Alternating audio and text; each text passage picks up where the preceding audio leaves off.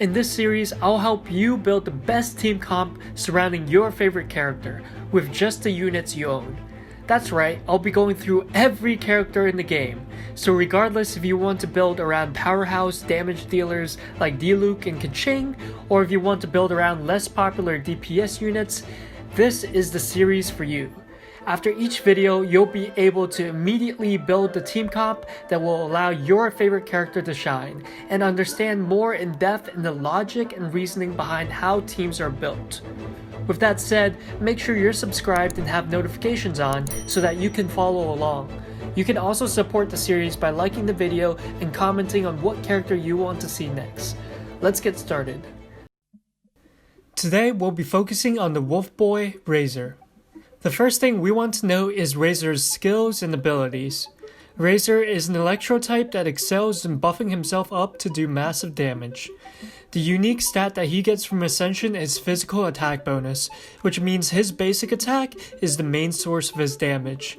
His burst is a major steroid that gives him extra electro damage and attack speed, as well as making him more resilient to CC and electro-based attacks and reactions. Our goal is to find a team that can set him up for success and amplify his damage as much as possible. I won't go too much into Razor's build, but normally you look for gladiator set and stats like attack percentage, crit damage, crit rate, and physical attack percentage. So before we even begin picking certain characters to fill into our composition, we need to look at what elemental reactions we want to consistently trigger. I put up a graphic which shows every elemental reaction in the game, and you should spend some time to figure out what each elemental reaction does. Electro has access to 3 different transforming reactions. All 3 are pretty viable with Razor, but I think the 2 most important ones are Superconduct and Electrocharge. Superconduct reduces enemies' physical resistance, which pairs well with the white damage centric profile that Razor has. Electrocharge helps deal AoE damage, which is a big weakness for Razor DPS. Compared to those 2, I actually don't value Overload as high, mainly because Razor already has high single target DPS. Because Razor lacks AoE, Swirl doesn't do that much for him, but you'll see in some of my comps I include Animo anyways, just because we need some way to deal AoE damage since Razor critically lacks that.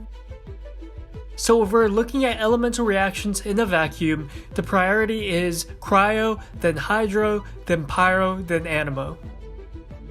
In addition to elemental reactions, we need to take a quick look at elemental resonance, that is having redundant elements in a single party. For Razor, there's only one resonance that I think is super important on him. High Voltage allows you to get maximum value of Razor's sigils that he gets from his E. Because his burst has such a long uptime and a short cooldown, you can build up 80 energy really quickly by utilizing this resonance. His burst is so valuable and such a big part of his damage that it would be silly not to take this. Shattering Ice could be good, but is very situational and has a lot of downsides. Taking 2 cryo units reduces your ability to deal with mobs by a large amount. This also applies to Fervent Flames. The downside of taking 2 extra Pyro users just for the attack bonus can sometimes hurt your party's versatility more than it can help.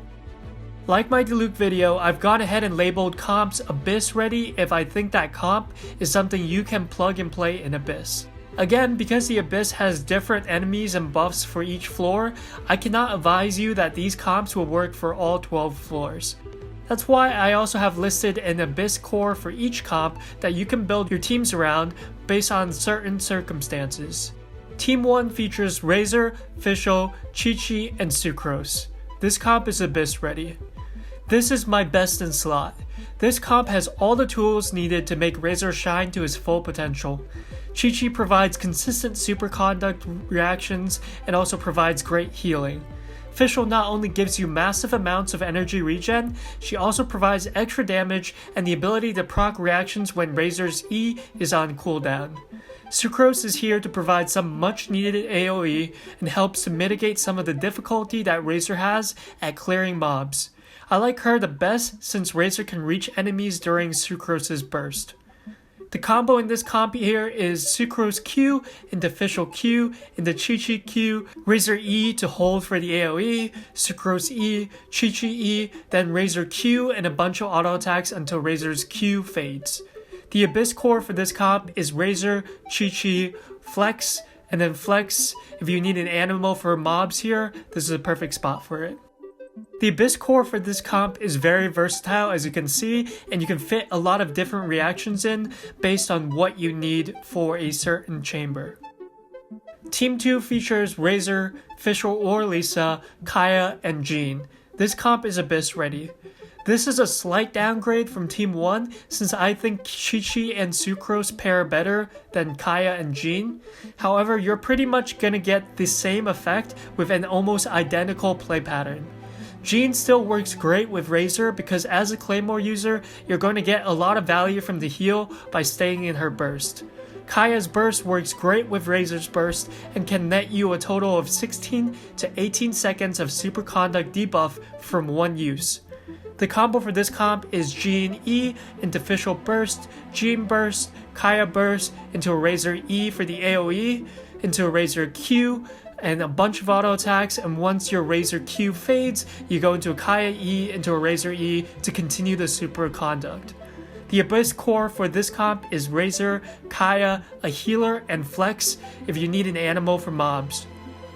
Team 3 features Razor, Mona, Chi-Chi, and Venti, and also any animal user works here, Sucrose or Jean. This comp is Abyss ready. This team drops Electro Resonance for more versatility. It's excellent versus mobs, but definitely allows Razor to shine less.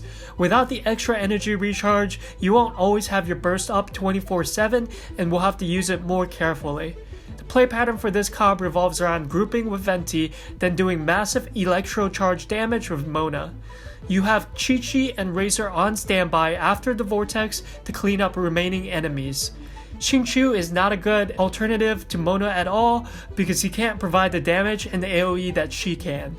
Before you commit to this comp, you have to acknowledge the fact that we're sacrificing a lot of Razor's ability to carry solo for more versatility. Be prepared to do less damage with him overall and rely on both Razor and Mona to split time doing damage. The combo for this comp goes Razor E into Venti Q to pick up the Electro, then Mona Q, Venti E, Mona E, Chi-Chi E, and then into Razor Q and a bunch of auto attacks. The Abyss core for this comp is Razor, Mona, Chi-Chi, and then you flex that last spot depending on if you need an animal to group or not. Team 4 features Razor, Fischl or Lisa, Xiangling, and Bennett. This comp is Abyss ready. This comp shines the most early and mid game but falls off late. It can't deal with mobs as well as comp 3 and doesn't amplify Razor's damage as much as 1 and 2. Still, both Xiangling and Bennett can provide Razor with attack percentage buffs in addition to the Pyro Resonance buff. You should still have no trouble winning fights. They might take longer on average compared to the other comps though.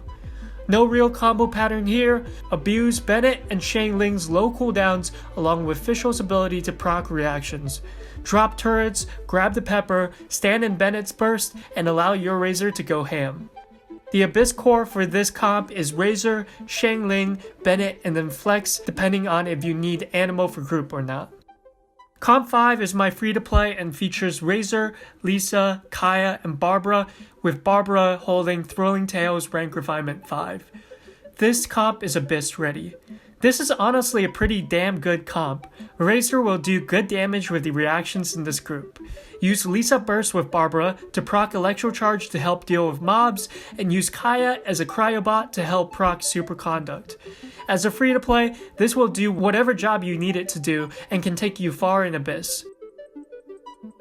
I've listed all the characters I didn't mention with their reasoning. If you want to find out why I didn't include a certain character in a team comp, make sure to pause the video and give it a read.